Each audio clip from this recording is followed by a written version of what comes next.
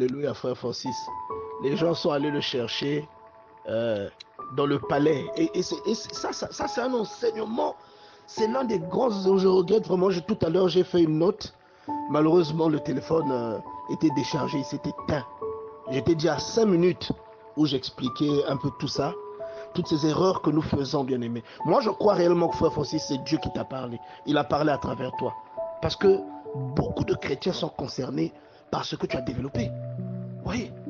La Bible dit que Dieu, les mages de l'Orient, ils ont vu le signe dans le ciel. Beaucoup de chrétiens voient le signe.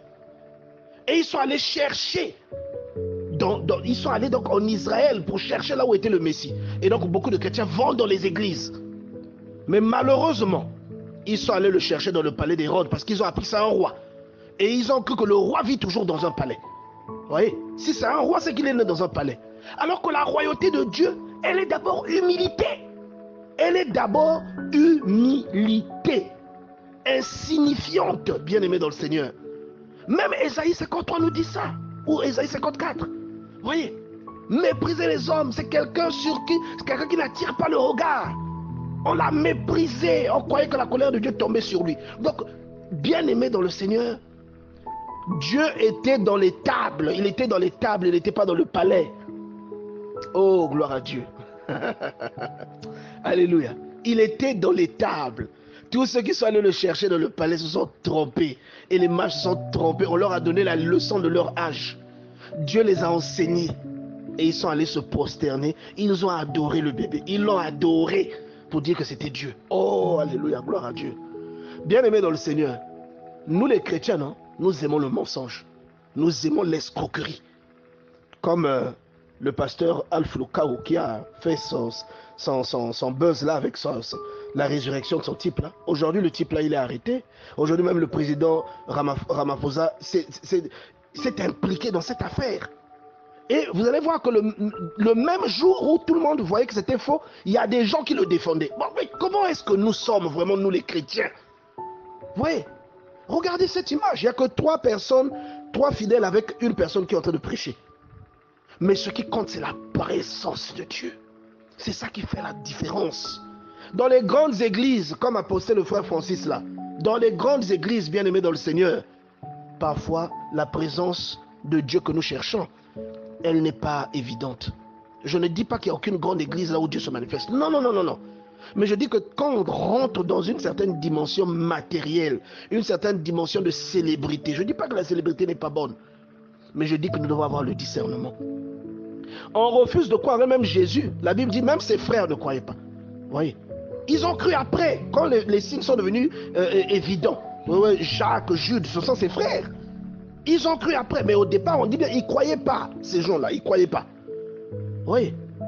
Et il y a des gens, parce que tu as fréquenté avec lui, vous avez grandi ensemble, c'est ton collègue au travail, il te dit qu'il sert Dieu et qu'il est investi dans le ministère, que Dieu l'a appelé. Toi, tu ris, parce que tu ne crois pas en ça, puisque vous avez grandi ensemble, vous étiez à l'école ensemble, bien, voilà, tu connais son passé. Tu ris, alors que c'est là, parfois, que beaucoup de gens sont en train de trouver le salut, sont en train de rencontrer Dieu.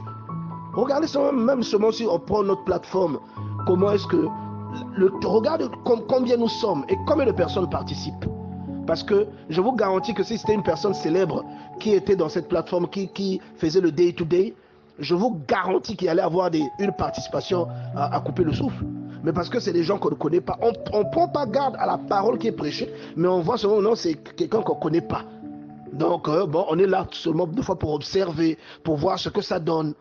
Vous voyez? Mais très peu de personnes voient le potentiel. Pourtant, Dieu nous parle. Et il y a des gens dans le secret qui contactent ceux qui conduisent la plateforme, qui disent que j'ai été béni par ça, j'ai vu un changement, j'ai vu ça, j'ai vécu un miracle. Peut-être parce que les gens ne déposent pas ça là. Mais on sous-estime. Et c'est pas bon. Dieu est né dans une étable. Dieu dans la chair est né dans une étable. Bien aimé dans le Seigneur. Pas dans le palais. Oh, gloire à Dieu. Moi, je pense que Dieu nous a parlé. Je pense que Dieu veut nous enseigner quelque chose. Ne suivons pas la célébrité. Ce sont des armes, quelquefois aussi, que l'ennemi peut utiliser contre nous. Je ne dis pas que quand on sait réellement Dieu, on n'est pas célèbre. Non, non, non, non. C'est pas ce que je dis. Il y a des gens à qui Dieu donne une popularité parce que ce qu'ils disent atteint une certaine dimension. Dieu veut qu'ils soient écoutés. Parce que Dieu est derrière. Mais la plupart, si on a 100, il y en a peut-être 5 seulement qui sont dans le vrai. Vous voyez, malheureusement, nous les chrétiens, nous allons directement, quand on va à Jérusalem, on va dans le palais, au lieu d'aller chercher Dieu dans la simplicité. C'est ça le problème. Vous voyez par exemple Moïse dans le désert avec ceux qui sont sortis d'Égypte, des milliers de personnes, des millions même. Ça, on peut dire que c'est le symbole d'une église. Ils sont nombreux avec un leader et un prophète et une prophétesse. Vous voyez. Mais il n'y en avait que 2 qui savaient réellement quel Dieu ils servaient. Et ce sont les 2 là, de la génération de l'Égypte, qui ont pu rentrer dans la terre promise. Et c'est la métaphore de la croyance, la métaphore de l'église aujourd'hui. Vous voyez, frère Francis nous a parlé des églises de maison. Vous voyez, les églises de maison.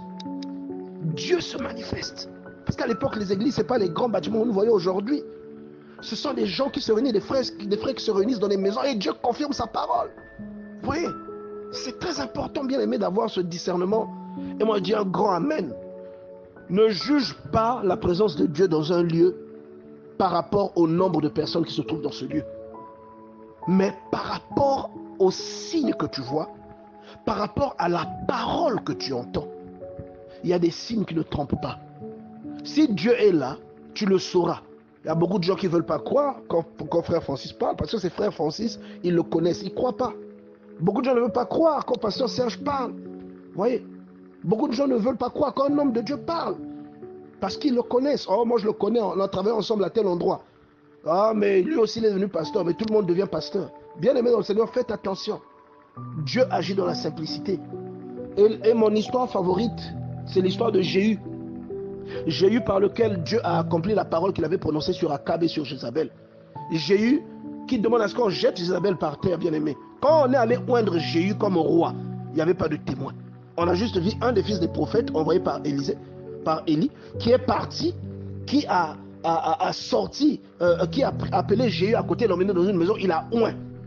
Les frères lui ont demandé, mais ses compagnons d'armes ont dit, mais le fou là, c'était qui? On a même traité celui qui avait lui donné l'onction de fou. C'était que, oh non, c'est quelqu'un seulement qui voulait me donner une information. Il leur a même pas dit qu'il était roi. Mais quand Dieu a prononcé une parole sur Jéhu là, dès le lendemain, tout le monde a su que Dieu avait agi en lui. Vous voyez? Mais il n'y avait pas de témoin. Donc il aurait pu dire, on est venu me oindre au roi. Les gens ne l'auraient pas cru. Mais ça s'est manifesté.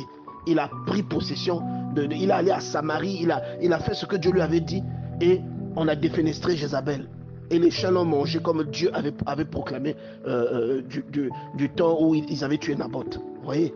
Donc, ce n'est pas parce que vous n'avez pas vu ou vous connaissez la personne dans une certaine vision, une certaine dimension, que vous devez mépriser son appel. Parce que l'appel de Dieu est d'abord quelque chose de personnel. Et Dieu ne se manifeste pas parce que la personne est une grande église. Même celui qui prêche dans une cuisine, Dieu peut se manifester dans sa vie. Celui qui prêche dans son salon, Dieu peut se manifester. Vous voyez? Et les appels réels, quand nous voyons même la Bible, souvent ce sont des personnes rejetées, des personnes en qui on ne croit pas. Jérémie, on ne croyait pas en lui. Jérémie, comme nous disait tout le temps, Jérémie 33, Tobipé Nzambé, Jérémie 33, 3. Jérémie, on ne croyait pas en lui de son temps. Tous ceux qui courtisaient le roi, les prophètes là, ne croyaient pas en Jérémie. Vous voyez? Les gens ne croyaient pas en, comment vous appelez le monsieur là, en Élie. Vous voyez? Les gens ne croyaient, les Israélites ne croyaient pas en Moïse. Regardez, lisez la Bible, ils ne croyaient pas en Moïse. Vous voyez? Mais lorsque Dieu veut se manifester, bien aimé, il se manifeste. Je dis gloire à Dieu et merci pour la parole, frère Francis, que Dieu te bénisse.